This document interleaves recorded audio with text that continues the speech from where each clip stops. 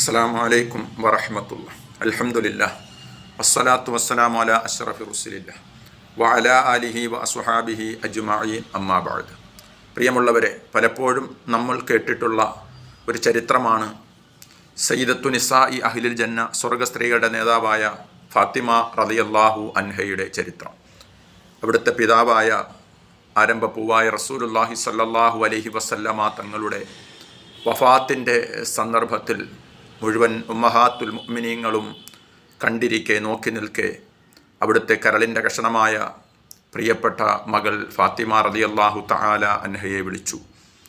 ചെവിയിൽ എന്തോ അടക്കം പറഞ്ഞു. ആ സന്ദർഭത്തിൽ ഫാത്തിമ റളിയല്ലാഹു തആല അൻഹ കരയുകയാണ്. വീണ്ടും റസൂലുള്ളാഹി സ്വല്ലല്ലാഹു അലൈഹി വസല്ലം മകളെ വിളിച്ചു.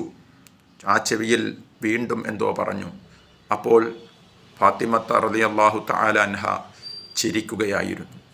കുറേ നാളുകൾക്ക് ശേഷം ആയിഷ റളിയല്ലാഹു തആല അൻഹ അതിനെ സംബന്ധിച്ച് ബീവി ഫാത്തിമ റളിയല്ലാഹു അൻഹയോട് ചോദിക്കുന്നുണ്ട്. എന്താണ് അന്ന് വഫാത്തിൻ്റെ സന്ദർഭത്തിൽ മുത്തുനബി സല്ലല്ലാഹു അലൈഹി വസല്ലം നിൻ്റെ ചെവിയിൽ പറഞ്ഞു?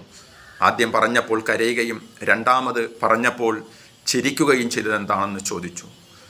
അവിടുന്ന് പറഞ്ഞു, എൻ്റെ പ്രിയപ്പെട്ട ഉപ്പ പറഞ്ഞു, മോളെ ഫാത്തിമ, ഈ ഉപ്പ വഫാത്താകാൻ സമയമായി, അള്ളാഹുവിൻ്റെ റഹ്മത്തിലേക്ക് നീങ്ങാൻ സമയമായെന്ന് പറഞ്ഞപ്പോൾ എൻ്റെ ഉപ്പയുടെ വേർപാടിനെ ഓർത്തുകൊണ്ട് ഞാൻ കരഞ്ഞു പോയതാണ്.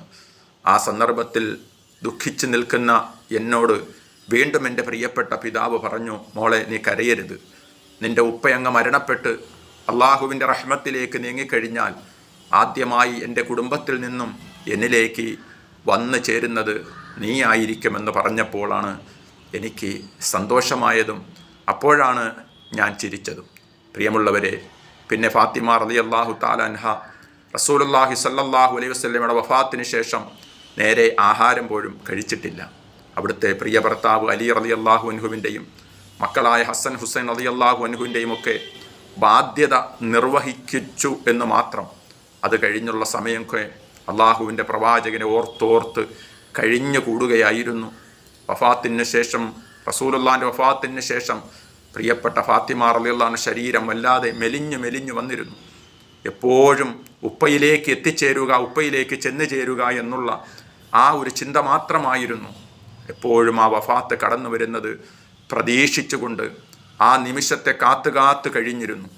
അലി റളിയല്ലാഹു തആല അൻഹയും ഫാത്തിമ ബീവി റളിയല്ലാഹു അൻഹുവും തമ്മിലുള്ള ബന്ധം വളരെ ഊഷ്മളമായ ബന്ധമായിരുന്നു.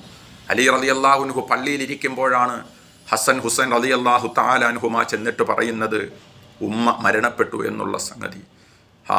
അലി റളിയല്ലാഹു തആല അൻഹു അവിടുത്തെ വേർപാടിൻ്റെ പേരിൽ മോഹാലസ്യപ്പെട്ടു പോയിരുന്നു. മുത്തുനബി സല്ലല്ലാഹു അലൈഹി വസല്ലമയുടെ ഹൃദയത്തിൻ്റെ കഷണമായ എൻ്റെ പ്രിയപ്പെട്ട ഭഗ്നി ഫാത്തിമ എൻ്റെ കരവലയത്തിൽ നിന്നും നഷ്ടപ്പെട്ടു പോവുകയാണ്, അവൾ എന്നേക്കുമായി എനിക്ക് നഷ്ടപ്പെട്ടു പോവുകയാണെന്ന് ഓർമ്മിച്ചുകൊണ്ട് മോഹാലസ്യപ്പെട്ടു പോയ അലി റളിയല്ലാഹു തആല അൻഹു, പ്രിയമുള്ളവരെ, ജീവിതത്തിൽ ജീവിച്ചിരുന്നപ്പോഴും മരിച്ചു കഴിഞ്ഞാലും എന്നെ രാത്രിയിൽ കബറടക്കണമെന്ന് വസിയ്യത്ത് എഴുതി വെച്ചു. 5 തുണികളാണ് ഒരു സ്ത്രീയെ പൊതിയപ്പെടുന്നത്. 2 നീളം പൊതിച്ചിലുകളും, ഒരു ഉടുക്കാൻ ഒരു മുണ്ടും, ഒരു നീളക്കുപ്പായവും, ഒരു മുഖമക്കനയും. ഈ 5 തുണികൾ കൊണ്ട് പൊതിഞ്ഞാലും ശരീരത്തിൻ്റെ വടിവ് കാണത്തക്ക രീതിയിലാണ് കഫം പൊതിഞ്ഞുകൊണ്ട് പോകുന്നത്. അതുപോലും ഒരു അന്യപുരുഷൻ കാണാൻ പാടില്ല എന്ന് ആഗ്രഹിച്ചുകൊണ്ടാണ് രാത്രിയിൽ കബറടക്കണമെന്ന് പറഞ്ഞു. അത്രത്തോളം വിശുദ്ധമായി ജീവിതം നയിച്ച ബീവി ഫാത്തിമ റളിയല്ലാഹു തആല അൻഹ ആ മഹദിയോടൊപ്പം സ്വർഗത്തിൽ എത്തിച്ചേരാൻ അള്ളാഹു നമുക്കെല്ലാവർക്കും തൗഫീക്ക് നൽകട്ടെ. നിങ്ങൾക്ക് ഈ അറിവ് ഇഷ്ടമായെങ്കിൽ നിങ്ങളുടെ വേണ്ടപ്പെട്ടവർക്കും നിങ്ങളുടെ മറ്റ് ഗ്രൂപ്പുകളിലേക്കുമൊക്കെ ഷെയർ ചെയ്യുക. ഇൻഷാ അള്ളാഹ് വീണ്ടും അള്ളാഹുവിൻ്റെ തൗഫീഖുണ്ടെങ്കിൽ വളരെ മെച്ചപ്പെട്ട, വളരെ വിലപ്പെട്ട അറിവുകളുമായിട്ട് നമുക്ക് കണ്ടുമുട്ടാം. ദുആവസിയ്യത്തോടെ നിങ്ങളുടെ ദുആവസിയ്യത്തുകളും അഭിപ്രായങ്ങളുമൊക്കെ കമൻറ്റ് ബോക്സിൽ അറിയിക്കുക. വആഖിറു ദഅവതി അനിൽ ഹംദുലില്ലാഹി റബ്ബിൽ ആലമീൻ. അസ്സലാമു അലൈക്കും വറഹ്മത്തുള്ളാഹി തആല വബറകാതുഹു.